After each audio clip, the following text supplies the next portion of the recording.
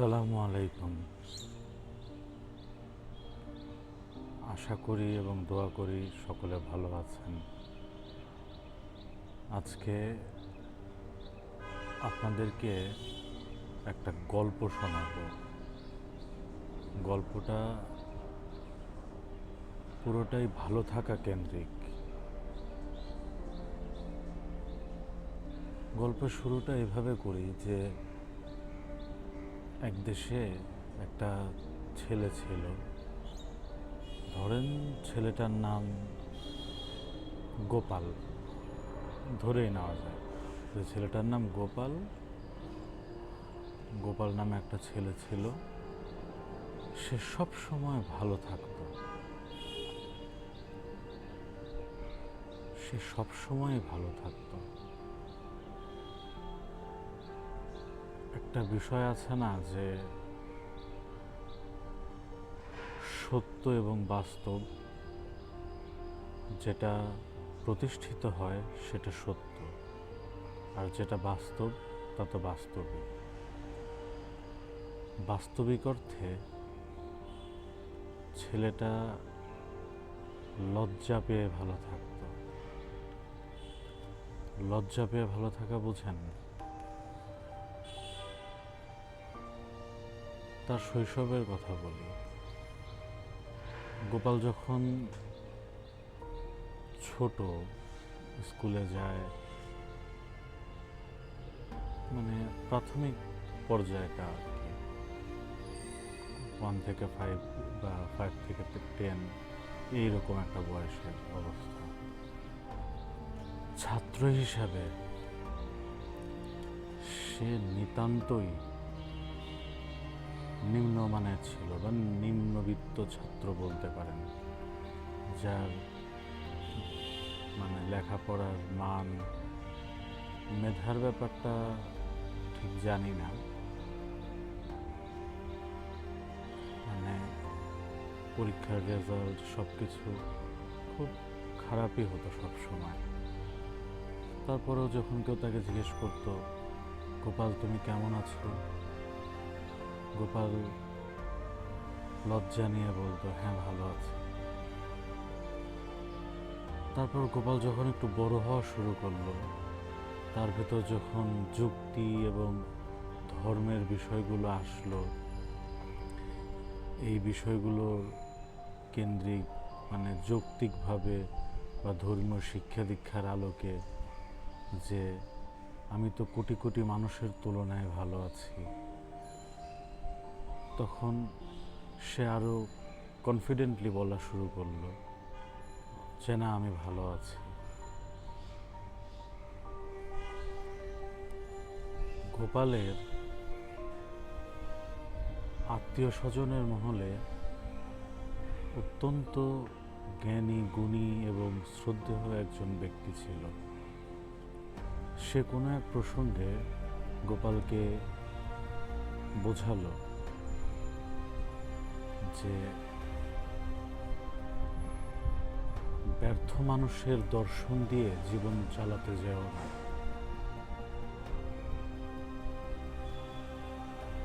তার মানে তখন গোপাল বুঝলো যে না, আসলে তার ব্যর্থতাগুলো মানুষ জানে, বোঝে, বাট তারপরেও গোপাল যে বলে যে ভালো আছি, এটা হয়তো বা ঠিক হচ্ছে না।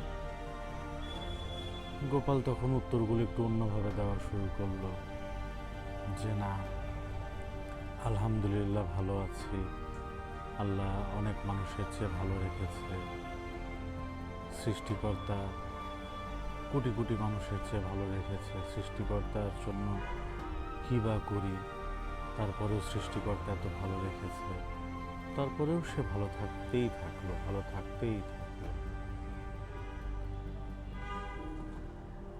গোপালের একজন অত্যন্ত প্রিয় শিক্ষক আছে, অত্যন্ত প্রিয় শিক্ষক।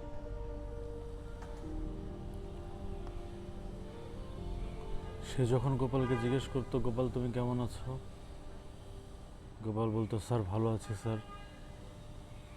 স্যার উত্তর দিত ঘোড়ার ডিম ভালো আছো, ভালো থাকা এতই সোজা, এতই সহজ, এত সহজেই ভালো থাকা যায়। গোপালের স্যারের ওই কথাটা গোপালকে নতুন একটা অভিজ্ঞতা তো দিলই, তার সাথে সাথে নতুন করে সাহস দিল। ভালো থাকতেই হবে এমন তো কোনো কথা নেই, ভালো থাকাটা কোনো প্রতিযোগিতা না তো। ভালো থাকতেই হবে,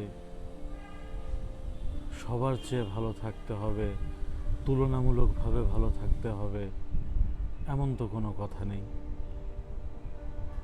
ভালো না থাকলেও চলে।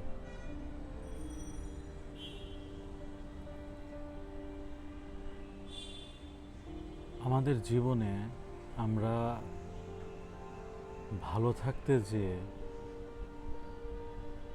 আমরা যে বেঁচে আছি এটাই ভুলে যাই। আমরা শুধু ভালোই থাকতে চাই, আমরা প্রাণ ভরে বাঁচতে চাই না। গোপালের ভেতর এই ধরনের একটা অনুভূতি তৈরি হলো তার স্যারের কথা থেকে। ঠিক তার পরপরই পাশাপাশি গোপালের আরও একজন চরম শুভাকাঙ্ক্ষী, এবং সে ব্যক্তি জীবনে, সামাজিক জীবনে, রাষ্ট্রীয় জীবনে চরমভাবে প্রতিষ্ঠিত একজন মানুষ। গোপালের ভালো মন্দ তার চেয়ে বেশি কেউ চায় না, এমন একজন মানুষ। সে তাকে একদিন বোঝালো, যুক্তি দিয়ে ব্যর্থতাকে মেনে না নিয়ে প্রকৃতভাবে ভালো থাকার চেষ্টা করো। তখন গোপাল আবার দ্বিধাদ্বন্দ্বে ভোগা শুরু করলো, সন্দিহান হয়ে গেল, যা আসলে কি করবে। সবারই তো সীমাবদ্ধতা থাকে, সব মানুষেরই থাকে। গোপাল এখন কি করবে? গোপাল অর্থনৈতিকভাবে প্রতিষ্ঠিত না, সামাজিকভাবে না, রাষ্ট্রীয়ভাবে তো কল্পনাই করা যায় না। গোপাল কি করবে? যুক্তি দিয়ে ব্যর্থতা মেনে নেবে, নাকি আবার ভালো থাকার প্রতিযোগিতায় নিজেকে নামাবে? এই গেল গোপালের ভালো থাকার গল্পটা।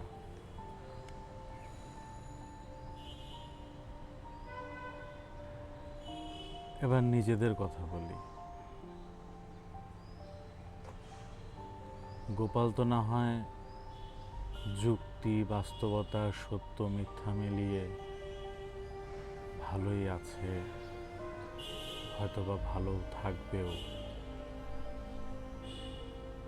আমাদের আসলে কি করা উচিত? বা ব্যক্তি আমি যদি বলি আমার কি করা উচিত? ভালো থাকার ব্যাপারে আপনি অসুস্থ, আপনি বলছেন আলহামদুলিল্লাহ ভালো আছি, সৃষ্টিকর্তা অনেক ভালো রেখেছে। হ্যাঁ, আপনি ভালো আছেন, যার পা নেই আপনি তার চেয়ে ভালো আছেন। যে আপনার চেয়ে অর্থনৈতিকভাবে দরিদ্র, আপনি তার চেয়ে ভালো আছেন। সামাজিক জীবনে যার মান মর্যাদা কম, আপনি তার চেয়ে ভালো আছেন। বা হয়তোবা রাষ্ট্রীয়ভাবে আমিও ভালো আছি রাষ্ট্রের অনেক মানুষের তুলনায়। আমি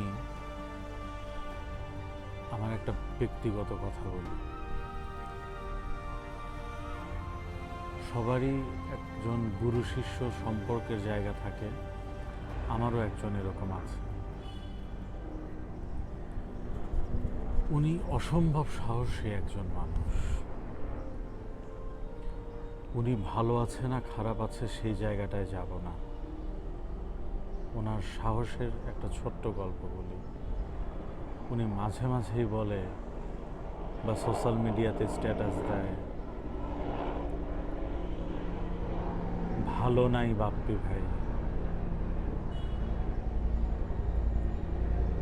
আমি ওনাকে সালাম জানাই ওনার এই সাহসিকতার জন্য। যেই সমাজে খারাপ থাকাটা একটা অপরাধের মতন, যে আপনি পিছিয়ে আছেন, আপনি খারাপ আছেন, আপনার সীমাবদ্ধতা আছে, আপনার দুর্বলতা আছে, এই সব কিছুর পরেও যে সাহস নিয়ে বলতে পারে ভালো নাই, এটা অনেক বড় ব্যাপার। অন্তত পক্ষে আমি তাই মনে করি।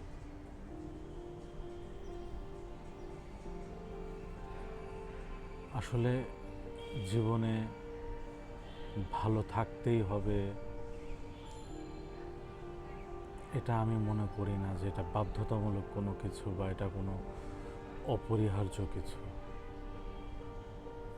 জীবনে সরলভাবে, সঠিকভাবে বেঁচে থাকাটাই বড় বিষয়।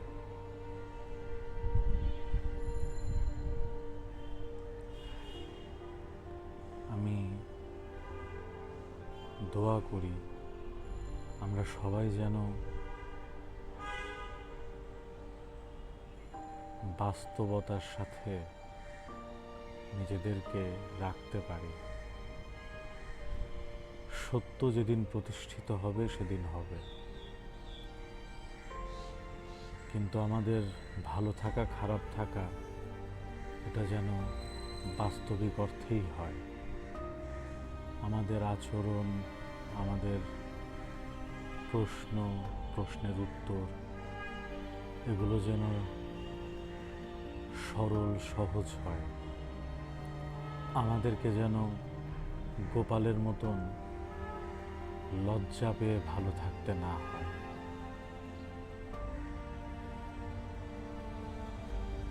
পৃথিবীর সকল জীব, উদ্ভিদ, সৃষ্টিকুলে যা কিছু আছে,